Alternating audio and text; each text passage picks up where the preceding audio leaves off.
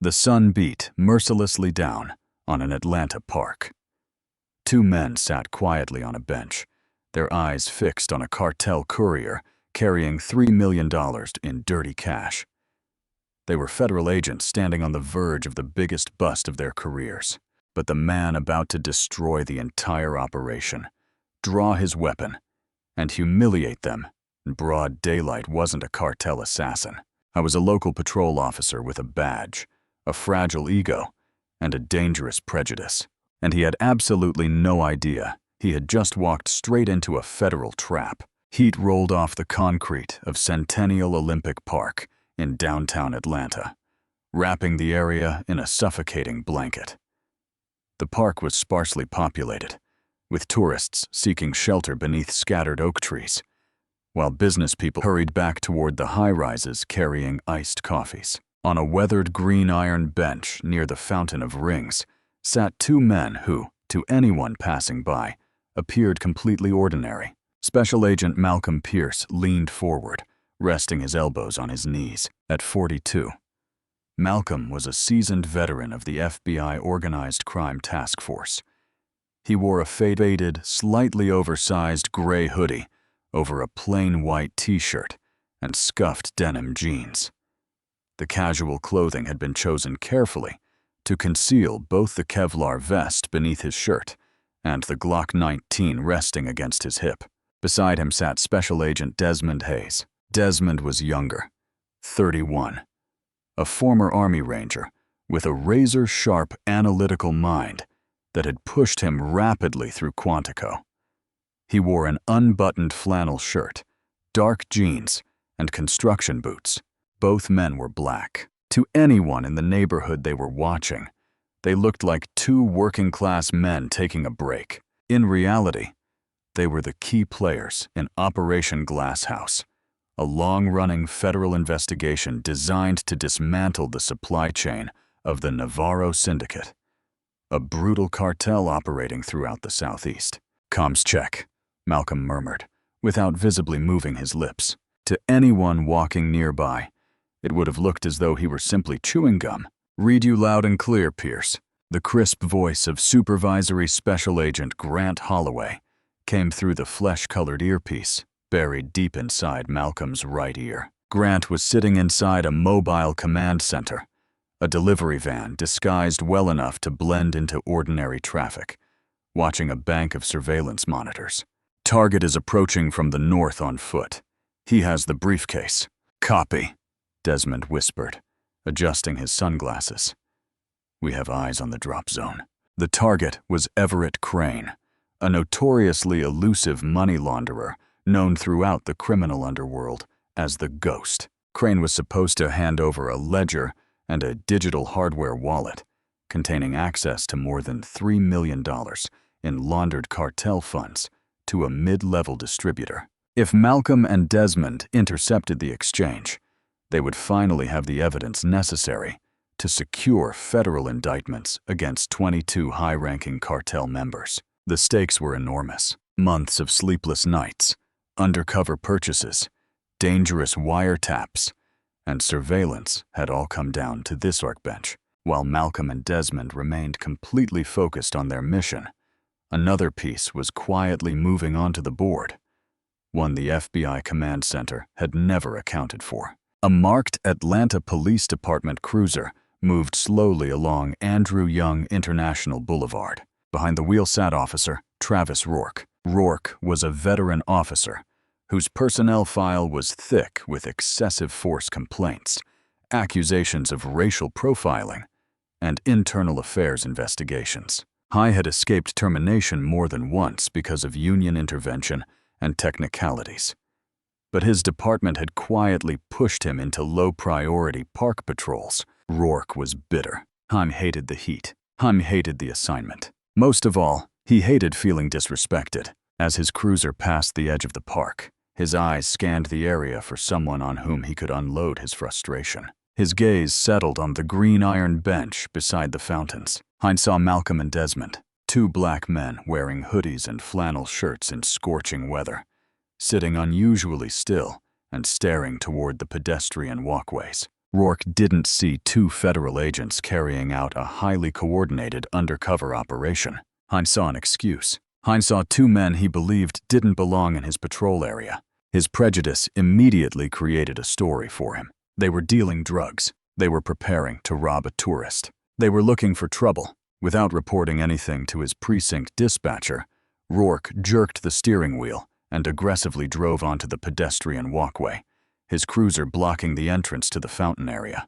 "Look at these two," he muttered. He shut off the engine and unclipped the retention strap on his duty holster, a habit he used to intimidate people before he had even spoken to them. He slammed the cruiser door. The metallic thud echoed across the quiet park. On the bench, Desmond caught the reflection of the cruiser light bar flashing across the fountain water.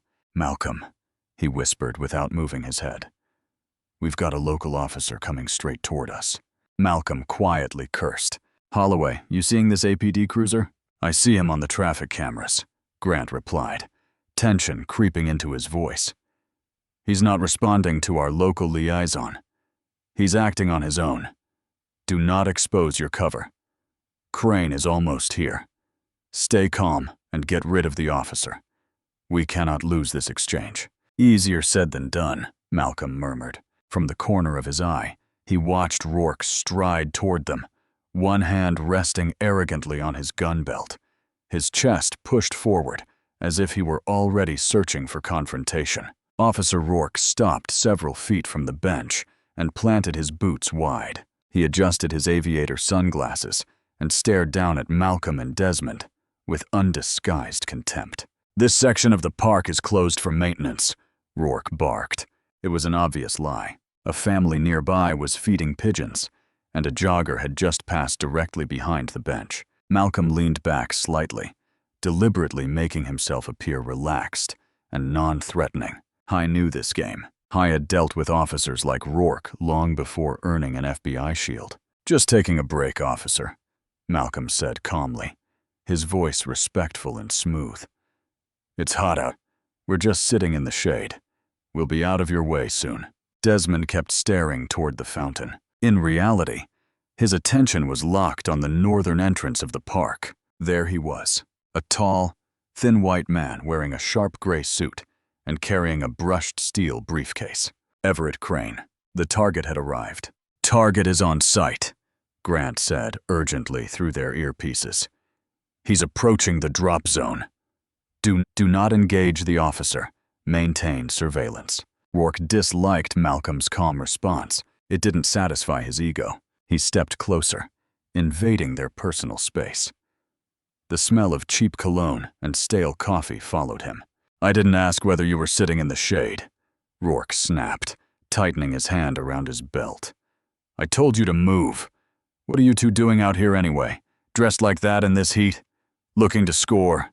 Casing somebody?" "No, sir," Desmond replied. He turned his head just enough to acknowledge the officer, while keeping Crane in his peripheral vision. "Just waiting for a friend. Like my buddy said, we'll be gone shortly. Stand up."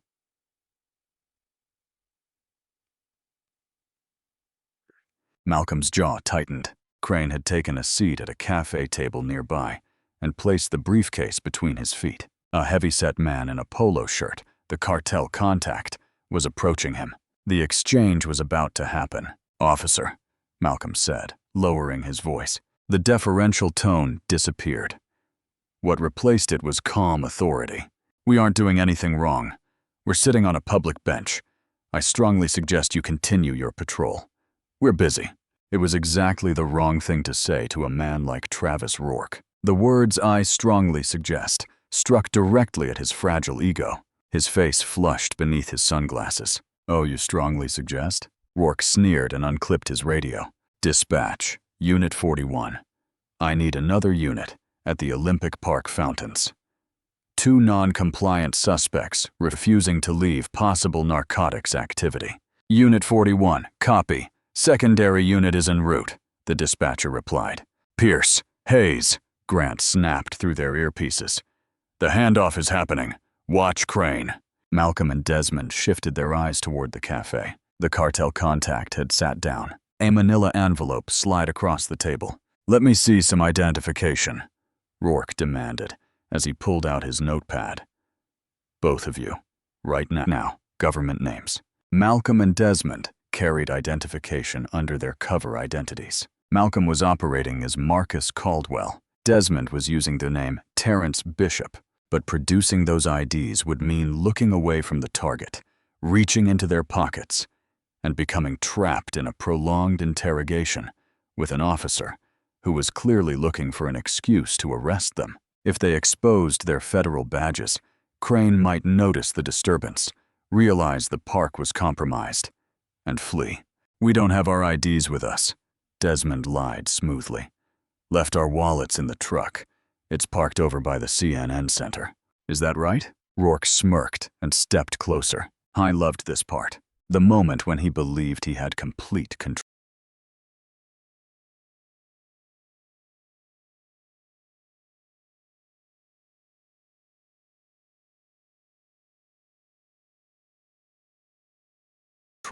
No ID. Refusing a lawful order. Suspicious behavior. His smile widened. "You boys are about to eat concrete.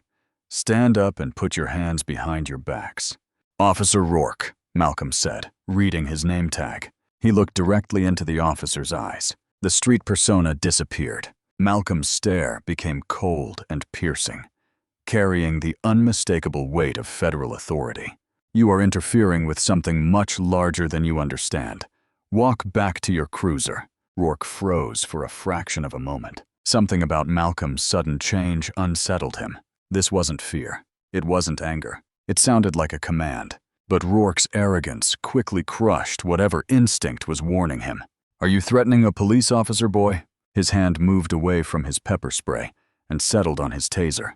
"Target is making the exchange," Grant shouted into their ears. "You have to move. Go!" Malcolm and Desmond had no choice. They had to arrest Crane before he disappeared with the cartel funds. "We're moving," Malcolm said. Both agents stood at once, their eyes locked on the cafe table. They ignored Rourke completely. "I said hands behind your backs," Rourke roared. In his mind, their movement could only mean one thing. They were fleeing or attacking him. Before Malcolm could take a step toward Crane, Rourke lunged. He grabbed Malcolm by the shoulder of his hoodie and violently jerked him backward. Malcolm, focused entirely on the cartel target, was caught off guard and stumbled into the heavy iron armrest of the bench. "Back off!" Desmond shouted as he turned toward Rourke, both hands raised in an attempt to de-escalate the situation. "You're making a mistake. Assaulting an officer, resisting arrest." Rourke was spiraling into a panic of his own creation. He yanked out his taser and jammed it directly against Desmond's chest. "Get on the ground or you're going down." At the cafe table, the cartel contact heard the shouting. He looked toward the bench. One to police officer. Two men struggling with him. Chaos. To someone involved in organized crime, it looked unmistakably like a bust. The cartel contact snatched the briefcase, shoved the envelope back toward Crane, and sprinted for the street. Crane didn't hesitate. He ran in the opposite direction and disappeared into the crowd. "No!" Malcolm watched years of undercover work collapse before his eyes. "Holloway, target is running. North exit, gray suit. We see him. Our units are too far away. He's getting into a cab." Grant's furious voice exploded in Malcolm's ear. "Damn it, Pierce, we lost the money." The truth hit Malcolm like freezing water. The operation was dead. The cartel money was gone. The ledger was gone, and it had happened because one prejudiced patrol officer couldn't leave two black men sitting peacefully on a bench. Something cold and furious settled inside Malcolm's chest. "On the ground!" Rourke screamed. He shoved Desmond hard against the back of the bench. "Take it easy, we're complying," Desmond said through clenched teeth. He allowed Rourke to force him chest first against the hot iron slats. Desmond knew better than to physically fight a uniformed officer. Even when that officer was completely wrong, survival came first. The truth would reveal itself. Rourke twisted Desmond's arms behind his back and clamped the steel handcuffs painfully around his wrists, tightening them far beyond what was necessary. Malcolm remained still, with his hands raised, his eyes burning into Rourke. "Your turn," the officer sneered, breathing hard and riding the adrenaline. He holstered his taser and pulled out another set of cuffs. "Turn around, hands behind your back. Give me a reason to put you down." "Officer Rourke," Malcolm said. His voice was frighteningly calm. "You just cost the United States government $3 million. You just allowed a cartel money launderer to escape. My name is Special Agent Malcolm Pierce. The man you just assaulted is Special Agent Desmond Hayes. We are with the Federal Bureau of Investigation." Rourke stopped. For the briefest moment, doubt appeared on his face. Then he looked at Malcolm's oversized clothes, his worn shoes, his skin. The prejudice ran too deep. His mind rejected what he had just been told. He laughed. "FBI? Yeah, right. And I'm the President of the United States." Rourke violently spun Malcolm around. He kicked Malcolm's legs apart, nearly hyperextending his knee, then slammed his chest against the bench beside Desmond. The cuffs snapped around Malcolm's wrists. "You guys are pathetic," Rourke gloated as he began searching him. "Impersonating federal officers? That's a felony. Let's see what you've really got under there." Rourke pushed his hand beneath Malcolm's hoodie. "I expected drugs, maybe an illegal weapon." Instead, his fingers touched a molded Kydex holster containing a perfectly maintained Glock 19. Beside it, securely clipped to a reinforced tactical belt, was a heavy leather credential case. The smile disappeared from Rourke's face. He slowly pulled the case from beneath the hoodie. When he flipped it open, sunlight flashed across polished metal. A gold federal shield bearing the blue seal of the Department of Justice. Beside it was an identification card displaying Malcolm's photograph, FBI markings, and the director's signature. The park seemed to fall silent. Only the fountain remained audible, and Officer Travis Rourke's breathing suddenly became short and uneven. He stared at the badge, then at Malcolm, then at Desmond. "Fake," he stammered. All the confidence had vanished from his voice. "You bought this online. Good fake, though." "Check my breast pocket, Travis," Desmond said, his cheek pressed against the iron bench. His voice carried pure venom. "Go ahead. Let's see how many fake federal credentials you can find." Rourke swallowed. Sweat poured down his forehead. With trembling fingers, he reached into Desmond's shirt pocket. Another leather case, another gold badge, another federal identification card. Then the air erupted with sirens, but they weren't the ordinary sirens of the Atlanta police backup Rourke had requested. 3 matty black SUVs with hidden red and blue strobes tore onto the park walkway and surrounded Rourke's patrol car. The doors flew open. A dozen heavily armed tactical agents poured out wearing olive tactical vests, marked with enormous yellow FBI lettering. Supervisory Special Agent Grant Holloway stepped from the lead vehicle. He was large, imposing, and sharply dressed, his federal badge clipped at his belt. His expression promised consequences. He walked directly past Rourke and approached the bench. "Agent Pierce, Agent Hayes, are either of you injured?" "Just our pride, boss," Malcolm replied calmly, glancing over his shoulder at the frozen patrol officer. "And our wrists. Officer Rourke has a heavy hand." Grant slowly turned toward Rourke. The officer stood motionless, 2 FBI badges trembling in his hands, while a dozen federal agents watched him with their hands resting near their weapons. His reckoning had only begun. Grant didn't raise his voice. He didn't need to.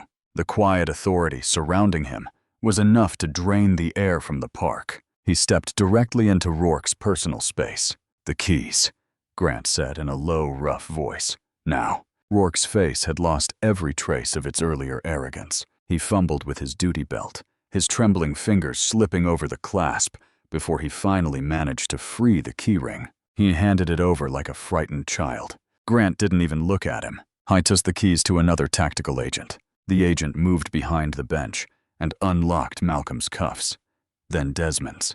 Malcolm rotated his shoulders and rubbed the angry red indentations around his wrists. He slowly stood, picked up his fallen federal shield from the concrete, brushed it clean, and clipped it firmly back onto his belt. Desmond did the same. His jaw was clenched so tightly the muscles in his face twitched. Listen, I didn't know, Rourke stammered. His eyes darted toward the weapons carried by the tactical team.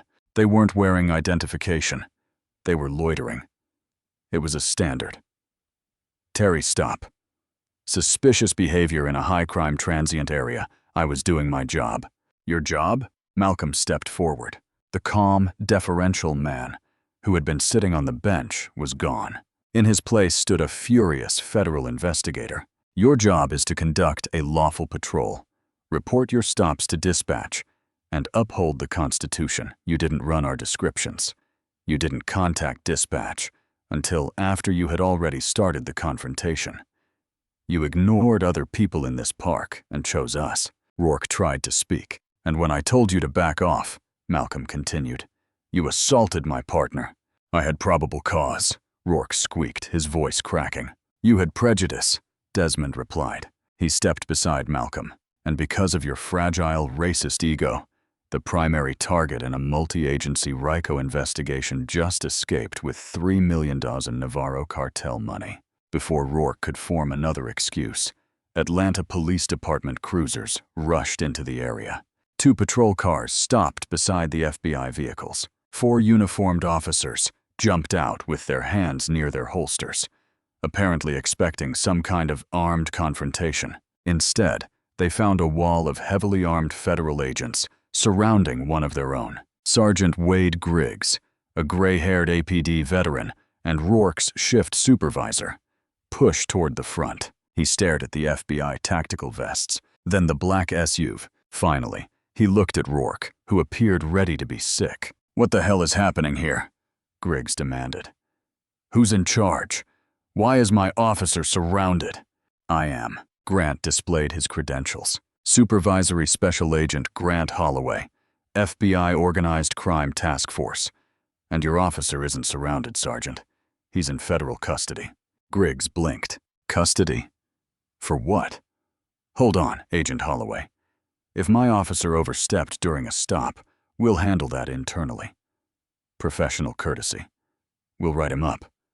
Send it to Internal Affairs. There's no need to turn this into a scene. Professional courtesy? Malcolm gave a bitter laugh. He walked directly toward Griggs and pointed at Rourke. Your officer didn't overstep. He destroyed a major federal wiretap operation. He physically assaulted 2 federal agents who were on duty. He deprived us of our civil rights under color of law. That's Title 18, United States Code, Section 242. He also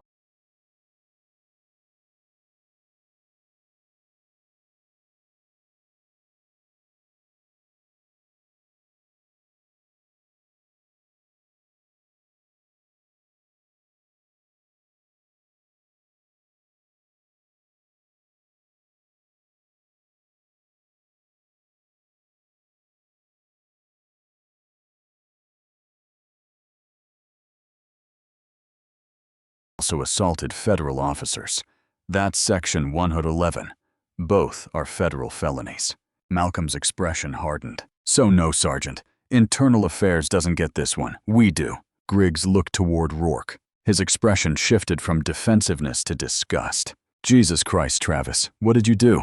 They looked like gangbangers, Sarge, Rourke pleaded. Look at how they're dressed. They were casing the park. I was being proactive. Disarm him, Grant ordered. 2 FBI tactical agents stepped forward. Wait, Sarge! Rourke panicked. You can't let them do this. I'm a local cop. Griggs looked at Malcolm and Desmond.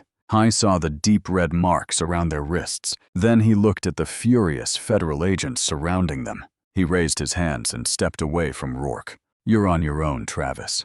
I'm not catching a federal obstruction charge because of your stupidity. The terror in Rourke's eyes was almost poetic. A man who had spent years using his badge to strip others of their dignity was about to experience the same helplessness himself. Agent Pierce, Grant said, nodding toward Rourke. Do the honors. Malcolm approached him. Rourke flinched as though expecting a punch. None came. Malcolm moved with cold, clinical precision. He unsnapped the retention strap on Rourke's holster, removed the officer's Glock 22, and handed it to a tactical agent. Then he removed Rourke's radio, his taser, his spare magazines. Finally, Malcolm unbuckled the heavy leather duty belt itself. It crashed onto the concrete. Rourke stood there in his sweat-soaked uniform, stripped of the tools he had used to intimidate people throughout his district. Suddenly, he looked small, weak. "Turn around," Malcolm said quietly. "Please," Rourke whispered. A tear of humiliation slid through the sweat on his cheek. "I'll quit.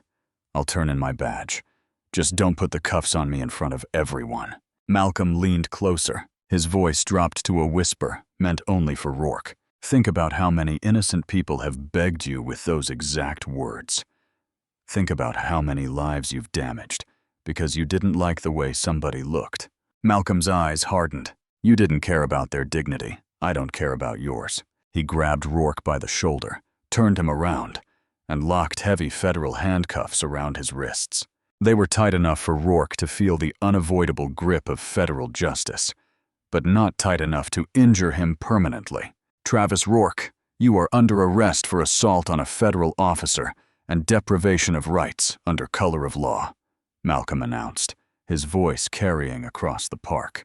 "You have the right to remain silent. I strongly suggest you use it." Malcolm and Desmond took Rourke by the arms and marched him past the silent APD officers. They placed him into the rear of a black FBI SUV. The door slammed shut, but Rourke's real nightmare was only beginning. The holding cell inside the Atlanta FBI field office was deliberately bleak. Everything was gray. The room was freezing.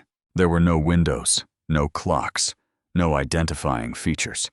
Only a steel table bolted to the floor and a heavy steel ring fixed to the wall. Travis Rourke sat shivering in an orange Bureau of Prisons jumpsuit after his APD uniform had been seized as evidence. He had been left alone long enough for fear to take control. Every request for his union representative, Nolan Price, was met with the same response. Federal guards stared at him without emotion and closed the heavy steel door. Rourke's mind began to unravel. He tried to calculate his chances. It was a mistake, he told himself. A misunderstanding. A good lawyer could reduce it. Maybe he would lose his pension. Surely he wouldn't spend his life in prison. I was counting on the thin blue line. I was counting on the history of officers escaping serious consequences for misconduct. Han had no idea how deep the hole beneath him actually went. The heavy door clicked open. Special Agents Malcolm Pierce and Desmond Hayes entered. They had cleaned up and changed into immaculately tailored dark suits. Now they looked every bit like the apex predators of the federal justice system. Behind them walked a tall, severe-looking man carrying a thick manila folder. Assistant United States Attorney Preston Hale. The three men sat opposite Rourke. Silence filled the room. Rourke shifted uncomfortably. The handcuffs securing him to the steel ring on the table clinked softly. "Where is my union representative?" he demanded, desperately trying to recover some of his former confidence. "I know my rights. I'm not saying a damn word until Nolan Price gets in here." Yusa Hale opened the folder without emotion. "Mr. Price was turned away downstairs. He represents officers during Atlanta Police Department administrative disciplinary proceedings. You are facing a federal grand jury indictment. Your union cannot help you here." Rourke swallowed. "I want a lawyer. You'll receive legal representation at your arraignment," Hale replied. "But before you're formally transferred into federal pretrial custody, Agents Pierce and Hayes wanted to show you what our evidence response team discovered." "Discovered?" Rourke frowned. His heart began pounding. "Where?" Malcolm leaned forward and intertwined his fingers on the metal table. "While you were sitting in here, Travis, our technical team executed a federal search warrant on your APD cruiser. Normally, after a stop like yours, we'd pull body camera and dash camera footage to establish the civil rights violation." Malcolm stared into his eyes. "We did. The footage is devastating." Desmond continued. "You never activated your emergency lights. You never ran our descriptions. And before approaching us, you sent a message from your personal phone to another officer." He slid a glossy photograph across the table. It showed a screenshot of a text conversation. "Rourke, got 2 thugs casing Olympic Park. Officer Maddox, you call it in?" Rourke. "Nah. Going to shake them down. They look like they're holding." Rourke closed his eyes. The message destroyed any possible argument that he had merely been conducting proactive police work. It showed intent, premeditated harassment. But Malcolm wasn't finished. "That message alone can put you in federal prison," he said quietly. "But that's not why we're sitting here."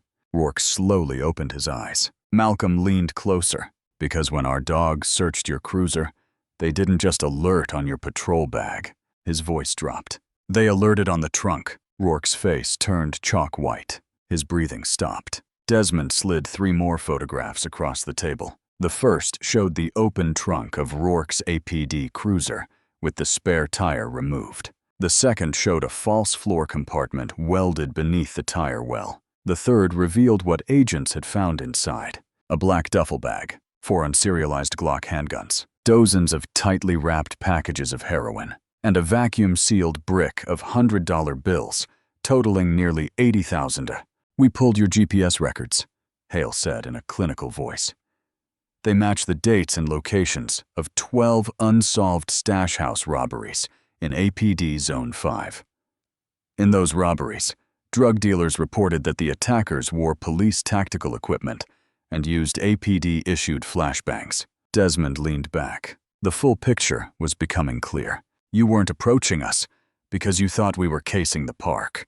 His expression filled with disgust. "You saw 2 black men you assumed were street-level drug dealers. You thought we had cash. You deliberately avoided calling dispatch because you planned to steal our money, beat us down, and dump us into the criminal justice system, knowing people would believe a decorated APD officer before they'd believe a couple of men you could label as thugs." It's not what it looks like," Rourke whispered. His voice trembled uncontrollably. The reality of his situation had finally crushed him. "I was no longer merely a prejudiced officer who had made a disastrous stop. I was a corrupt cop connected to an armed robbery operation." "It looks exactly like what it is," Malcolm said.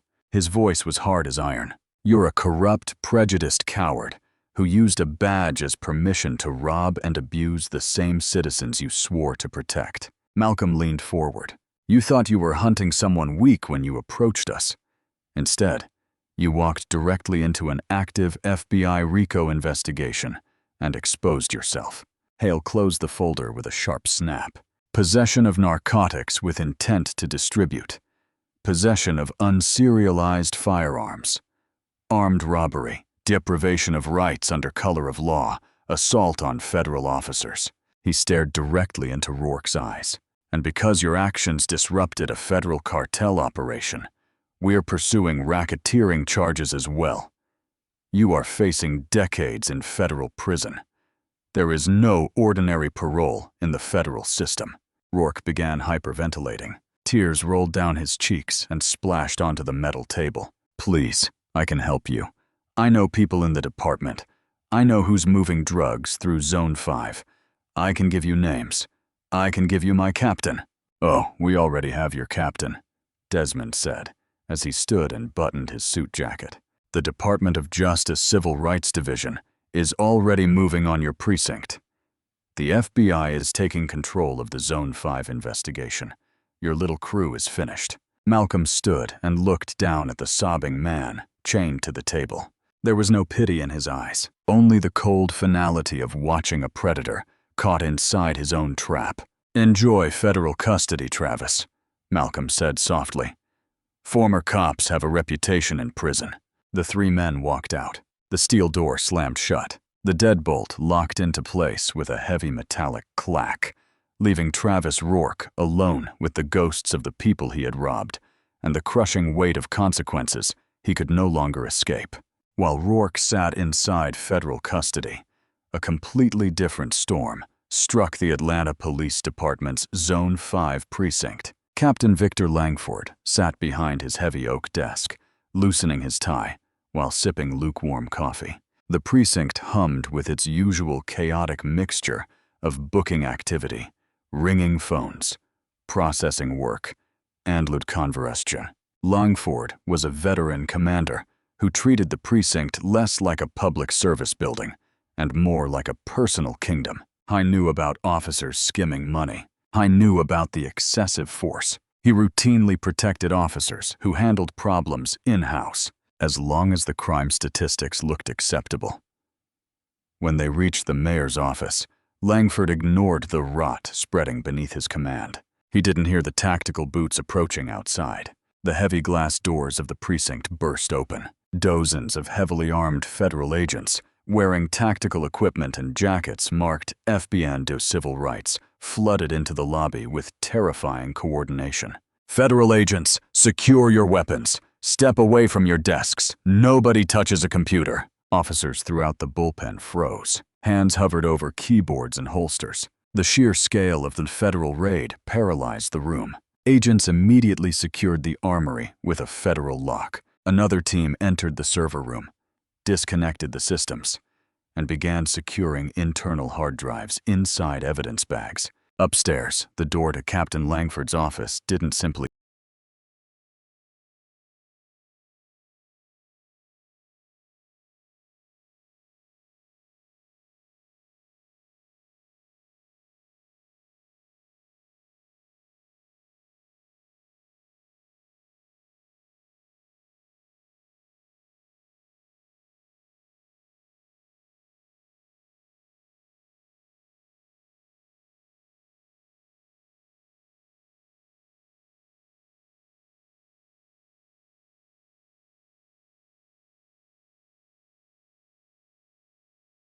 open.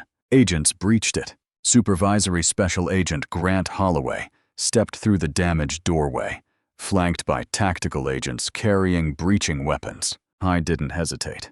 Grant walked directly to Langford's desk and slammed a thick federal search warrant onto the wood. "Captain Langford, you are relieved of your command," Grant said coldly.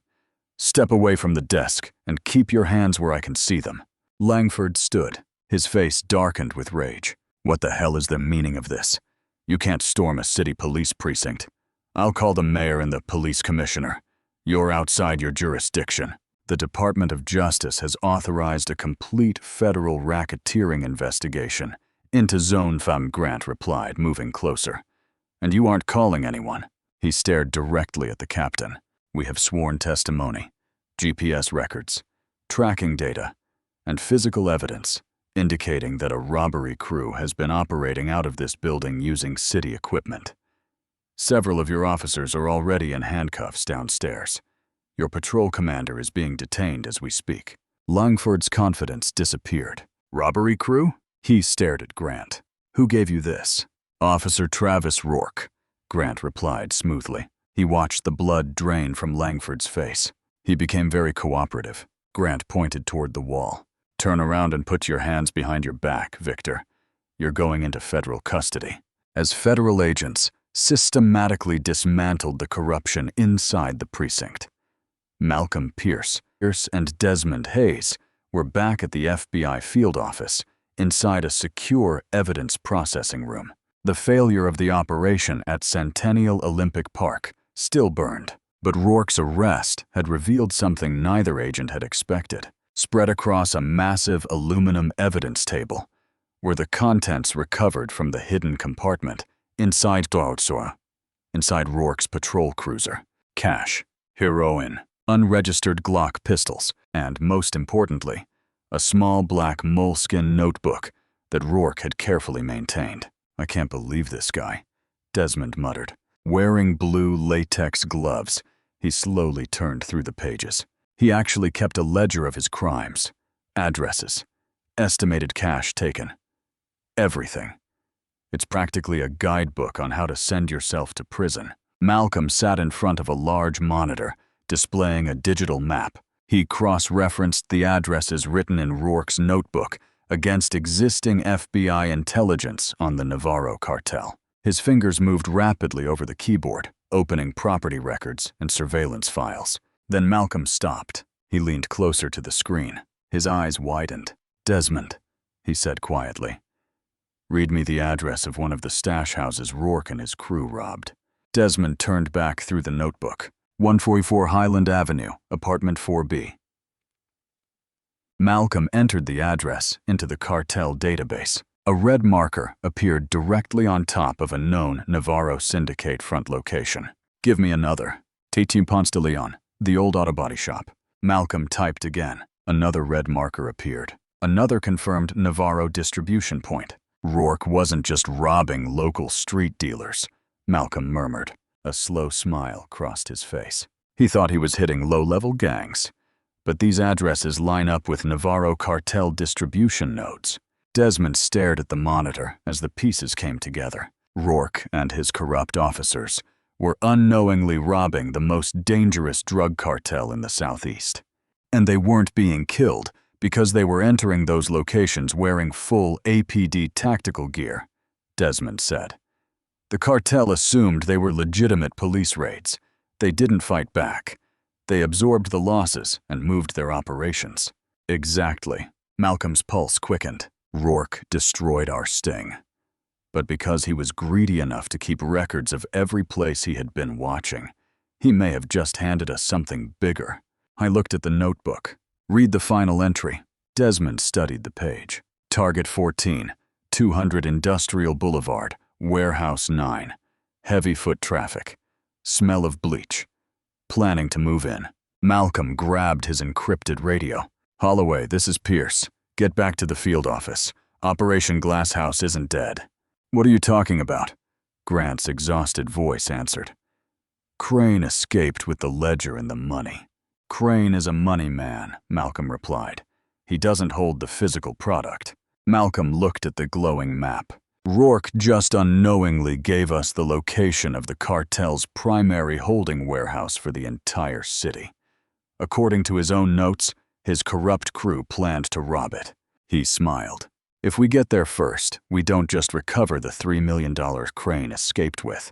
Malcolm's eyes hardened. We get the whole bank. Later, the sky over Atlanta thundered beneath the rotors of 2 FBI Black Hawk helicopters. Below them, a convoy of heavily armored Bearcat vehicles raced through the industrial district. Malcolm and Desmond rode inside the lead vehicle, dressed in heavy tactical gear, night vision goggles mounted on their helmets. The failure at the park had been eclipsed by the opportunity now in front of them. Federal agents hit Warehouse 9 with overwhelming force. Flashbangs illuminated the cavernous interior like bursts of lightning. Cartel guards who had expected an uneventful operation were overwhelmed by the sheer power and coordination of the federal assault. The warehouse was secured without a single casualty. Then Malcolm and Desmond opened the heavy steel shipping container, positioned in the center of the building. Inside, they didn't merely find the $3 million in dirty money Crane had been moving. They found $20 million in shrink-wrapped cash stacked on wooden pallets. Beside it sat the cartel's master physical ledger and 400 kilograms of uncut fentanyl. It became the largest single drug and currency seizure in the history of the southeastern United States. And with almost unbelievable irony, the breakthrough had been made possible by a prejudiced patrol officer who simply couldn't resist harassing 2 innocent-looking black men sitting on a park bench. Why, Courtroom 4B inside the Richard B. Russell Federal Building was packed to capacity. Heavy mahogany walls and thick carpeting absorbed the murmurs of reporters, federal agents, and civilians filling the wooden benches. At the defense table sat Travis Rourke. He barely resembled the arrogant patrol officer who had strutted through Centennial Olympic Park wearing aviator sunglasses. He had lost 30 pounds. His complexion had turned pale and unhealthy. His hair was thinning and turning gray. He wore an oversized olive federal inmate jumpsuit. Heavy transport chains bound his wrists and ankles, rattling whenever he shifted. Rourke stared blankly at the polished table. I had pleaded guilty. There would be no trial. The evidence against him was overwhelming. The text messages, the dash camera recordings, his personal crime ledger, the drugs found in his cruiser, the weapons, and testimony from members of his own precinct command. Trying to fight the charges had become mathematically impossible. He accepted a plea agreement to avoid even more devastating exposure. But Rourke understood that his life as he knew it was over. Sitting behind the prosecution were Special Agents Malcolm Pierce and Desmond Hayes. Both wore sharply tailored suits, with their federal shields clipped to their belts. They watched Rourke without anger. There was only the detached calm of investigators who had successfully removed something poisonous from the system. "All rise." The bailiff's voice thundered through the courtroom as the heavy door behind the bench opened. Judge Warren Beckett, a stern federal judge known for having no tolerance for corruption, entered and took his seat. He adjusted his reading glasses and looked down at the enormous stack of sentencing documents. "Be seated." The courtroom settled. Judge Beckett looked directly at Rourke. "Mr. Rourke, stand." Rourke slowly rose. His chains clinked loudly in the silent courtroom. His exhausted public defender stood beside him. "I have reviewed the presentence investigation report," Judge Beckett began, his voice carrying through the room. "I have read statements from citizens you unlawfully detained, harassed, and assaulted throughout your career. I have reviewed messages in which you openly bragged about terrorizing marginalized communities because you believed they lacked the resources to challenge you." Rourke stared at the floor. He could not look at the judge. He could not look at Malcolm or Desmond. "You were entrusted with a badge, a firearm, and the sacred confidence of the public," Beckett continued. "You weaponized that trust." His expression hardened. "You operated a violent criminal enterprise from the front seat of a taxpayer-funded police vehicle." The judge leaned slightly forward. "And when you encountered federal agents working to dismantle a major cartel operation, your blinding prejudice and fragile ego caused you to assault the very agents responsible for protecting the public." Judge Beckett removed his glasses. "The irony is not lost on this court that your ignorance inadvertently gave the FBI access to the Navarro cartel's local infrastructure." He paused. "But that result was merely an accident created by your own greed. It does not lessen your crimes." The courtroom remained silent. A police officer who uses his badge to commit crimes is among the most dangerous criminals society can face. You damage the foundation of justice itself. You make the work of every honest officer more difficult and more dangerous. Judge Beckett reached for his gavel. "Travis Rourke, for deprivation of rights under color of law, assault on federal officers, armed robbery and racketeering. This court sentences you to a total of 420 months, 35 years, in the custody of the Federal Bureau of Prisons." Rourke stopped breathing. "As these are federal convictions, there will be no ordinary parole. You are remanded to federal custody immediately." The gavel struck the block. The sound cracked through the courtroom like a gunshot. Rourke's knees buckled. His public defender grabbed his arm to keep him from collapsing. 35 years. He would be an old man before he ever had a chance to walk freely through the outside world again. If he survived federal prison as a disgraced and corrupt former police officer. Two large U.S. Marshals stepped forward and gripped Rourke by the arms. They turned him toward the center aisle, his hollow. Terrified eyes found Malcolm Pierce. Malcolm didn't smile. He didn't celebrate. He simply held Rourke's gaze. It was a silent reminder of that park bench. A reminder that real power doesn't come from using a badge and a weapon to terrorize people who appear weaker than you. Real power comes from integrity and from accountability that cannot be escaped forever. Rourke looked away first. He began sobbing quietly as the marshals escorted him through the heavy wooden doors and out of sight. Outside the courthouse, the cool air felt remarkably clean. Malcolm and Desmond walked down the wide granite steps while unbuttoning their suit jackets. Reporters waited below, cameras flashing. But the two agents expertly avoided the media crowd and headed down a side street toward their unmarked government sedan. 35 years, Desmond said, releasing a long breath. "Think he'll survive much of it?" "Not our problem anymore," Malcolm replied as he pulled out his car keys. He looked toward the clear blue sky. For the first time, the weight of the entire operation seemed to lift from his shoulders. Operation Glass House was finished. The Navarro Syndicate had been crippled. Zone 5 was operating under new federally monitored leadership. "You want coffee?" Desmond asked, opening the passenger door. "I know a place near Centennial Park. Great outdoor seating. Nice benches." Malcolm stopped and looked at his partner. For the first time, a genuine smile appeared on his face. "Yeah," he said with a quiet laugh as he climbed behind the wheel. as long as we keep our IDs in our front pockets. They pulled into Atlanta traffic. The city continued moving around them, slightly safer, slightly thinner, and almost completely unaware. Hour of the quiet guardians watching over its streets. Power without accountability is simply tyranny, waiting for an excuse. Travis Rourke believed his badge made him a predator, untouchable by the citizens he had sworn to protect. But prejudice is blinding. His arrogant assumption about two black men sitting on a park bench didn't merely cost him his career.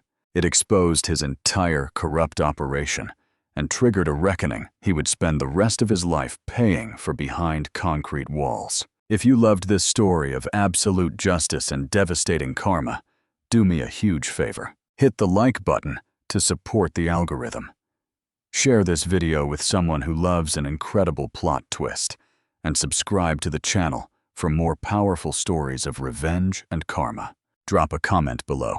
What would you have said to Rourke inside that interrogation room? Stay safe, and I'll see you in the next story.